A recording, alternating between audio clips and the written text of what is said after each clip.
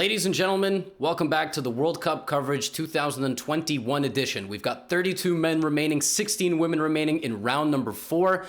And before we get into the games today, I want to talk a little bit about the title of the video. I already made a YouTube community post about this, and I made a Twitter post about this, but yesterday our house was robbed. We have been living in this apartment for 11 days now. Prior to us, there was 4 men living here. It's a relatively large apartment. And we did upgrade the living space. Yesterday was Lucy's first day in the office since the pandemic began. 1.5 years that she left for work in the morning. And when I left for work, when I had to go to a doctor at 11 o'clock, I saw a suspicious individual outside of our building. And when I inquired what he was doing there, he said Uber Eats. What proceeded to happen next was he buzzed up to my upstairs neighbor, claimed that he was Uber Eats, entered the building, broke into our house, and robbed it. Luckily, he didn't injure anybody. He took a camera, my camera, which is why I'm recording with my old webcam. He took some of Lucy's family jewelry. If you'd like to share on social media some of the jewelry, it's obviously very sentimental and important to Lucy, please do share. And, well, I returned home 4 hours later, and everything in the house was destroyed. We had a ton of stuff thrown around. We will be leaving this place. And, you know, the person was right here, because that's where he took my camera. So he might have seen my gold button. And if he ever sees any of my social media, pardon my French, but please go fuck yourself. And on that note, we are going to look at some World Cup games. I'm going to keep going, all right? I only know one life, and it's a life as a creator. Everything else will figure itself out. I appreciate all the support from all of you. And, you know, some people have even, like, sent in some donations to replace stuff. Don't worry about me, please. The most important thing is the health and safety of myself, Lucy, my neighbor as well, who luckily avoided any sort of injury. Let's get into the World Cup. Radoslav Wojtaszek from Poland is taking on Magnus Carlsen, and we have a Catalan. Castles. What can Magnus Carlsen bring to the table, which is surprising in the Catalan? What's the move A5? I'm going to turn off my air conditioner. A5 is a very strange move. It looks like it really doesn't do a whole lot, but black essentially fights for the control of the b4 square, also keeps this pawn structure flexible, and maybe even a4 to prevent something with b3 and bishop b2, maybe even a3 in the future. Radoslav plays queen c2. He takes this opportunity to immediately defend this pawn, so that normally when the queen is here, you run into a6, b5. But since black has already played a5, black's not going to be able to play b5 as well. So Magnus immediately has to change back to like a semi-Slav with a5. And by this moment, there has only ever been one game in the database. Now, Wojtaszek is playing all sorts of normal moves. He's playing queen c2, rook d1. There's this move e4 to open up the center of the board. The queen will land in the middle if possible. And since Magnus delayed the capture on e4, and now he wants knight b4 and c5, Wojtaszek takes this opportunity to attack the knight and clarify what's going on in the center of the board. He does have to move his queen out of the way, though. And here, it's a very weird position. Structure is kind of symmetrical. They've traded their c-pawns. I would actually think that Magnus is first to the play on the queen side. But Wojtaszek plays this move, and it's clear what he wants. Or, I don't know, maybe it is to me. When you have a central advantage and more pieces pointed at your opponent's king, you are going to attack on the king side. When your opponent has an advantage on the queen side, they are going to focus on the queen side with bishop a6 and rook c8. But the thing is, there are no weaknesses. d3 and c2 are untouchable. No one's ever going to be able to get in there. And Wojtaszek kind of has a free hand. He kicks out the knight. He plays b3 as well, so that a4 cannot come with like a locking of the structure. And once that's figured out, now it's time to play chess on the other side of the board. He plays h4. He's coming for Magnus. b4, a4. Let's clarify the situation. Here, Magnus plays a fascinating move. This really is an interesting idea. You think that the bishop is extremely strong, but Magnus goes here and trades it for the knight. And that is a fascinating positional idea. Like, you would think black's most active piece, right? No, because this bishop doesn't really have much of a purpose, and this knight is, well, not that knight, that knight is really strong in stabilizing the center. And as Magnus does this, it becomes very difficult for white to stabilize the center of the board. You don't have the f-pawn. Like, if you could go bishop g2 and then have f4, white is strategically doing, you know, decently over here. Although, by the way, queen b6 would still come, and there are still some problems in defending over here. I'm just talking about strictly from the spatial standpoint. This looks pretty nice. Although d4 is a bit weak, but just forget about that for a second. f6. So Wojtaszek immediately uses the light squared bishop that he's been granted against Magnus. Magnus plays f5. And Wojtaszek sacks the knight. Takes. Okay, h7 is hanging. If you play g6, make no mistake. I can sacrifice and maybe force a draw. Queen h6, queen g6. But I can also give you check. And then if you move your king, like to h8, I can take on d5. And I have 3 pawns for a piece. I cannot really say that you have any advantage whatsoever. Magnus plays the only move in this position which can give him an advantage. And it's a fascinating move that almost makes no sense. Bishop takes h4. You sacked a piece for 2 pawns? I know how to do it too. Look. Boom. Bishop e6, king h8. Bishops versus knights. If you take on d7, you lose because I go here. If you play bishop c8 and keep gobbling, you lose because knight f3 and it's mate. I mean, it's just mate in a couple moves. For example, king f1, here. Is that mate? No, that's mate. Queen e4. Look at that. You just get mated. You have all these pieces, but you've got this loot locked away. It's like a fancy car in a garage. You're not driving it. So it just stands there, right? So he does this, king h8. Now the only move that doesn't lose immediately, queen d3, but that runs into still a dynamite move. Knight takes pawn, sacrificing yet another piece. Takes, queen takes d5. Now knight f3 is still arriving, but the difference here is that, by the way, if you still move your king, you still get mated.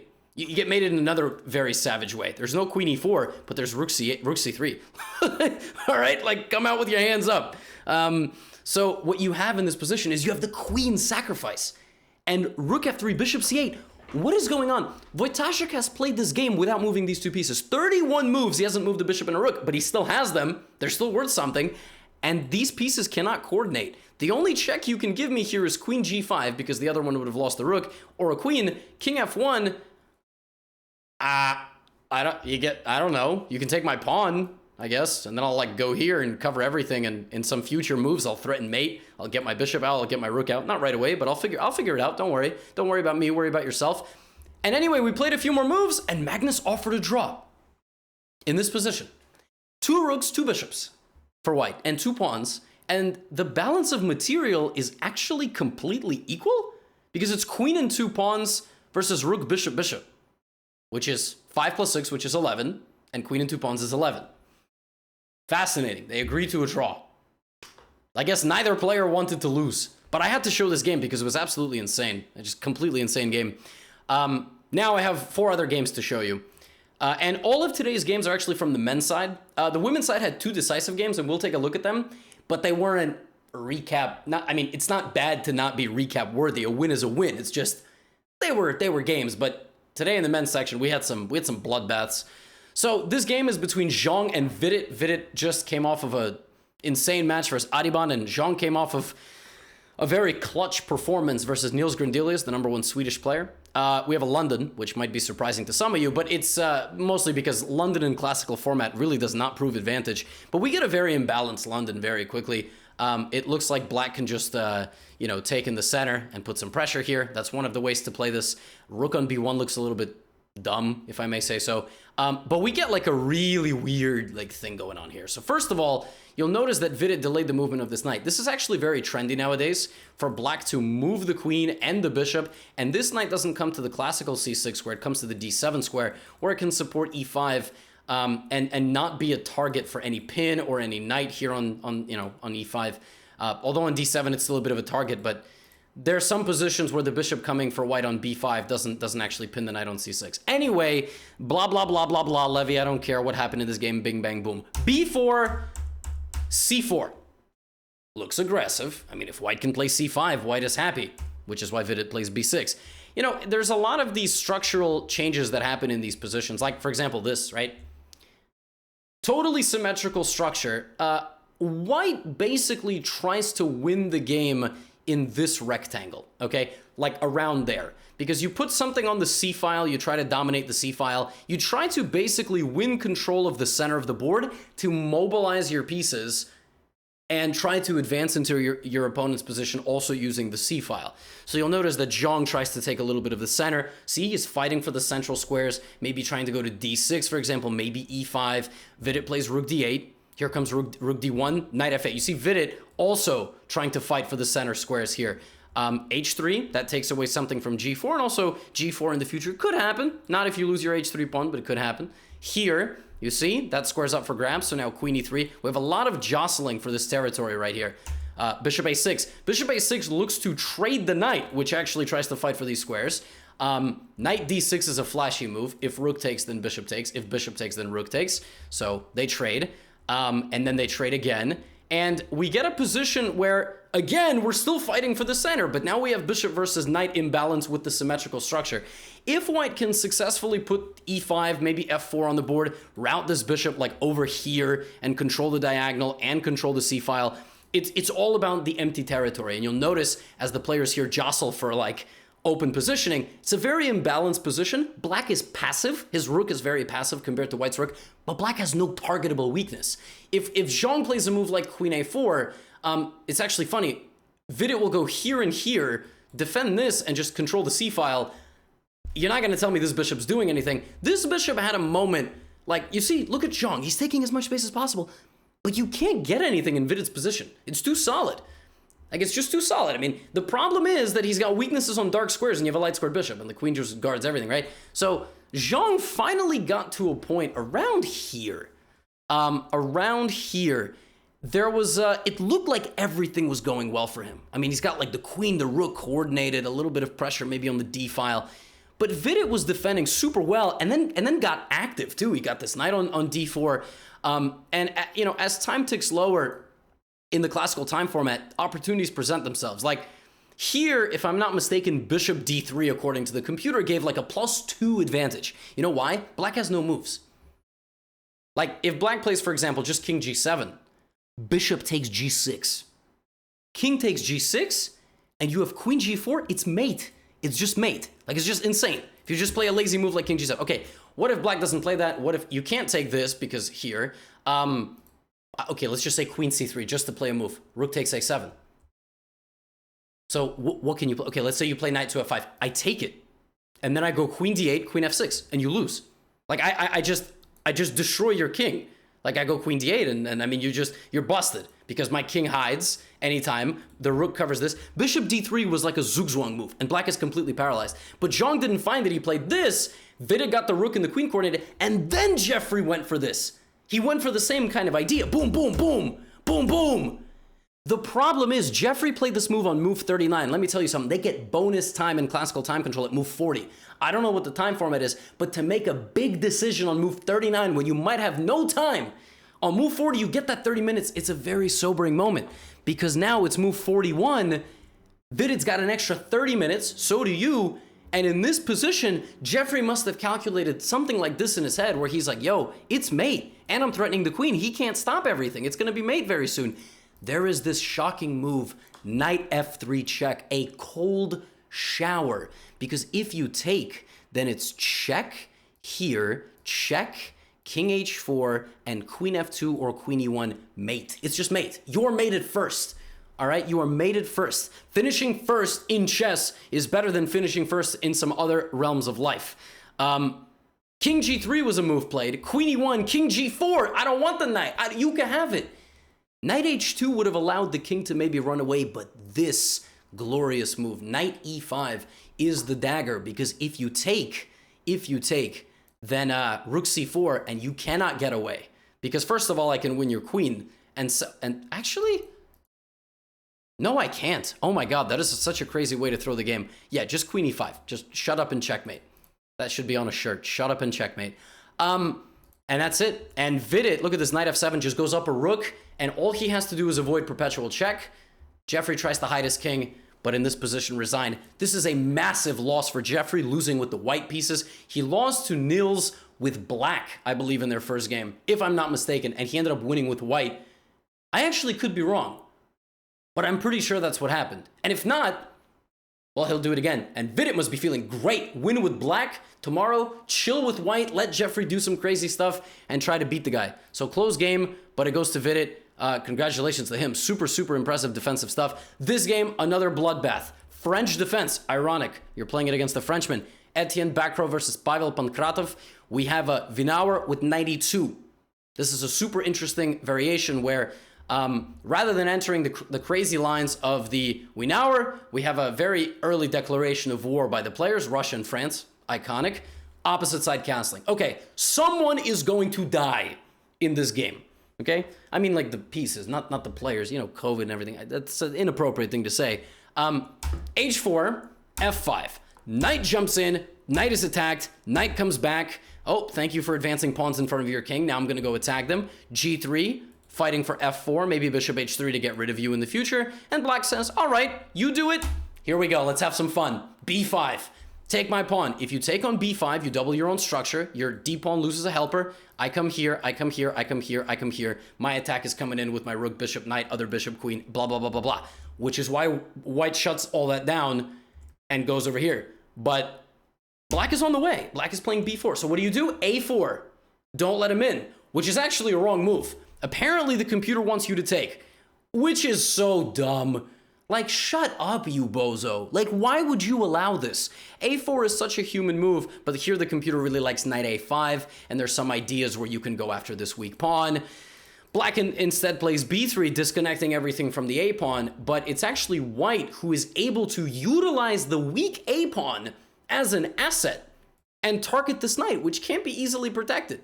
Like, you know, you took away the only mobile square, so black goes knight to E4, you take the pawn. Cold-blooded. Wait a minute. Who's attacking who on which side of the board? I thought black was going to attack white there. Looks like white is attacking black there. A6. He's like, A6. Danger levels. Not only have I seen the Gotham video, I have also listened to the rap. Danger levels. Look at this move. Bishop D7. Looks absolutely savage. It's actually terrible. White is up 2 pawns in this position and apparently had to gobble a third one. Just scumbag move. Take on A6. What are you going to do about it? It looks like all your pieces get locked away. Here there is the scumbag computer popping in again with knight to E5. If C takes B5, free bishop, you know what white does? Takes 4 pawns for the knight that you lost the bishop, but you know, now you're down a knight. And moves like rook A8 don't even scare you because you just go here apparently and you're completely safe with 4 passed pawns in the middle of a game. Computer says +5. I mean, like, what do you want me to say? Apparently, this is what was supposed. Bishop D7 is a cool move. You get your bishop out of the way, but even though black is kind of paralyzed, you too, buddy. Like, where are your moves? Look at that move. Knight E5. If rook E6, I check you, I win the queen back, and I'm coming back for the rook. So rook takes B2. Wait a minute, no one's guarding that. No one's guarding that because if king takes B2, queen B8 check, king to A3, all moves that happen in the game, takes. And you're just in time to stop mate because the bishop here, and the bishop just hangs out. It's hanging out near your king. What's up, man? Yeah, I got you guys. Don't worry, I'm over here, but I got you. You're safe. Look at this. Bishop G5. If you take, it's discover check and you lose your queen. You probably also get mated. So knight takes G5, H takes G5, and queen takes G5, and this position is losing for black. Pankratov had one final chance. What's worth more than a queen? Gotham Chess viewers and the king. Why? Takes, and apparently black is surviving this onslaught. And you just have a repetition of moves here somehow. Oh wait, no. This move loses. Oh my god, you have to go back, and then it's a draw. Bleh. Instead of that, we got a position where white has the 2 rooks, but most important thing here, this knight completely removed from the game, this king wide open for an attack, and this king is completely safe. The fact that white's king is completely safe is hilarious. And black just is in serious trouble. Rook D1 is a stabilizing move. Bishop takes G6 also looks very natural, but after this you have no piece coordination. So you lose time, which is why white plays Rook D1, preventing what? Queen to D2. You see, if white had played like a random move, Queen D2 comes in, and I'm about to vomit because now my king is very, very unsafe. So you play Rook D1, you just calmly vibe.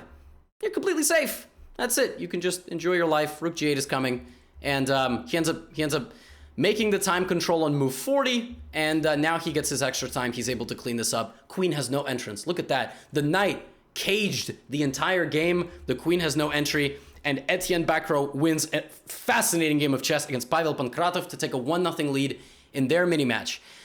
This game between Amin Tabatabai from Iran and Pintala Harikrishna from India, not the most fascinating game, but it did have a fascinating component. It was a Queen's Gambit accepted with knight f3, e3. Generally, black plays e6, a6, and c5 in this variation, and that is the way black tries to equalize. Oh, wow, look at that. Exactly what happened. How did Gotham know? But bishop e2 is a pretty rare move. Like, looks much more natural to develop or even take on c5 or play queen e2 and rook d1. Amin basically took this approach for this game. He's like, and by the way, if anyone's confused, there's many variations. White can give away this pawn on e4 because you can just create like tactics on the black king. That's why it didn't get taken. This wasn't the most interesting game. Totally symmetrical structure, more or less boring throughout.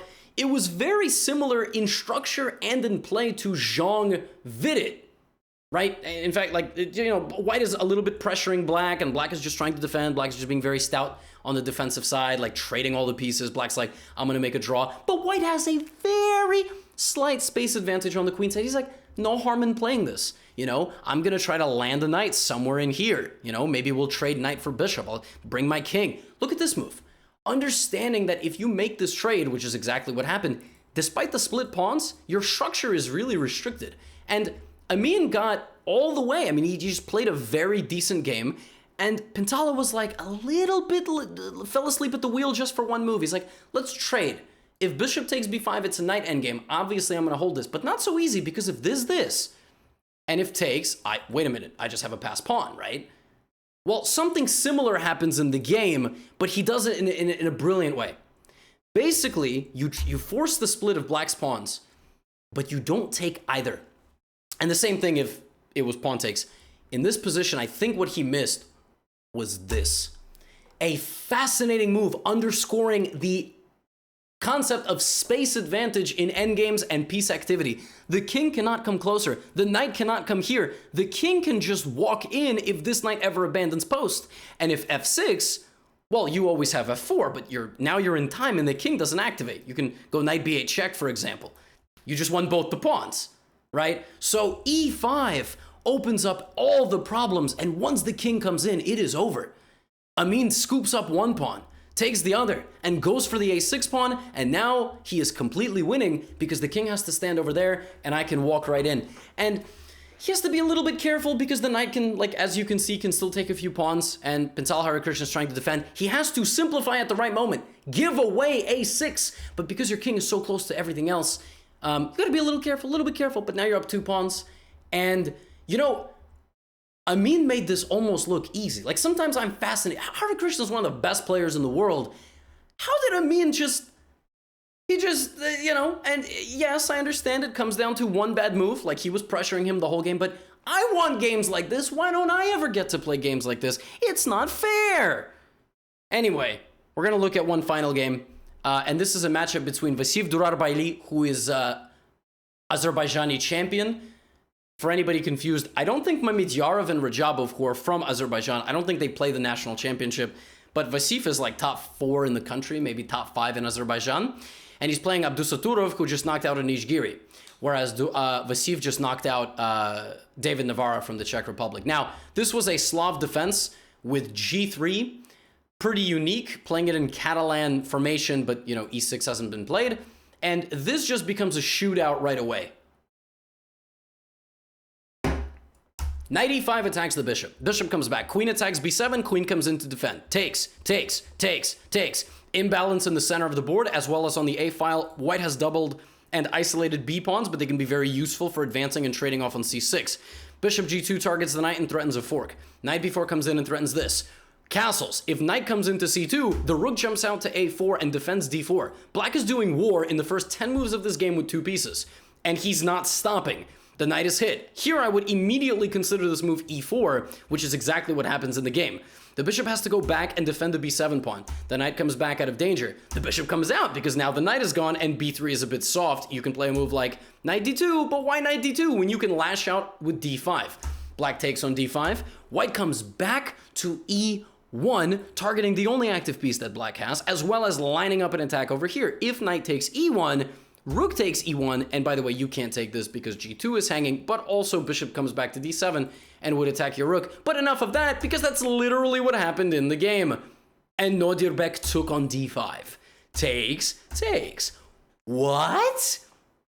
Bishop for rook on move 18. Black has no development. None. The f6 pawn is the only one that showed up to fight. Here comes e5. Yes, you can take me en passant, by all means, but that allows me to play knight c6.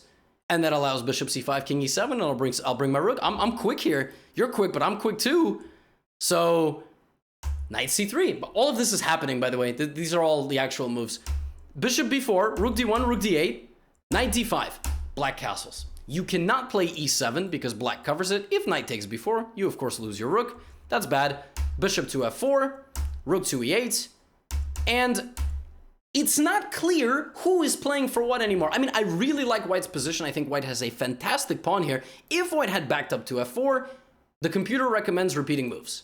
I mean, I'm sure it recommends some other stuff, but it looks like white can't do much. Nodirbek plays bishop f3. The problem is, he also fell asleep at the wheel, just like Hare Krishna. This knight is defending this. So knight to e7. Uh-oh. You see, the more pieces that get traded, the better this is for Vasif. He has the endgame pieces, the rook bros. c8, e8. So we have bishop back to f4, but now knight takes d5, bishop d5, rook e7. Somehow things are getting figured out for Mr. Vasif. King f1, now you're pinned again. Permanently. You're not going to be able to move very easily. Okay. Now here come the kings. Rook comes back. Why? Because you got to make way for El Rey. You got to make room for El Rey. He is walking to e7 and maybe f6, something like this. That doesn't look so bad. King f3, b6. Why b6? So it can never be taken. Okay. And so the bishop hangs out on c5. Rook d2, rook f8. Black has set up everything perfectly. And whenever black's position uncoils, like a slingshot, or like a slinky, I suppose. Or when a slingshot uncoils, it's like more explosive. Yeah, it's gonna be bad news. Takes, h4. Black's like, homie, what are you doing? Like, you let me block all of your biggest strengths in the position, and yeah, now it's my turn. Here comes my rook. Here comes my pawn. Here comes my rook. And let's trade rooks. And he cleans up. Nodirbek had this e-pawn the whole game. He couldn't even do anything with it. And Vasif slows down the young superstar, the young phenom, Nodirbek Abdusatorov, winning with the black pieces. Another big win. Huge win for Vasif, who now has to just make a draw tomorrow. And as always, my friends, let us sign off with a little bit of our coverage here on the overall standings. I just realized that I have to copy my webcam. So we're going to do a little bit of live editing here on the fly. I've got to copy my live my webcam to the other screen because it's been I didn't put it there yet. All right, we're ready. Here we go. It's going to look a little ugly, but it's okay. You're used to seeing my face anyway. Wojtasza Carlsen, half-half. Dubov Yesipenko made a draw. Bakro won. Kacper Piorun, this is the one game we didn't look at. Decisive game, beat Javahir Sindarov, who has beaten Corey and Firuja. They drew. We saw that game. Fedoseev beat Kovalyev, but, you know, yeah. Oh, and Haik Martirosyan beat Ante Birkic. Andrejkin and Ilic made a draw. Velimir Ivic, the 18-year-old grandmaster from Serbia. On the women's side, this is not the women's side. This is the women's side. This is a big upset. Stefanova beat Goryachkina. Goryachkina, number one, strong. Well, she's not number one in the world on the female rankings, but I think on the active rankings she is. Number one seed on the women's side, losing to Stefanova with the black pieces, admittedly, so she has a chance to get it back tomorrow. And Polina Shuvalova beat Nana Zadnidze. She is also one of the strongest grandmasters on the rise. I think she's a GM. She might be an IM still, but number one ranked female junior player in the world. She gets a win. All the other games were drawn. Folks, I will see you tomorrow for the final classical game. And yeah, bad news, obviously, in the life of Gotham, but some good chess moves. So I'll see you all tomorrow, and I appreciate your continued support.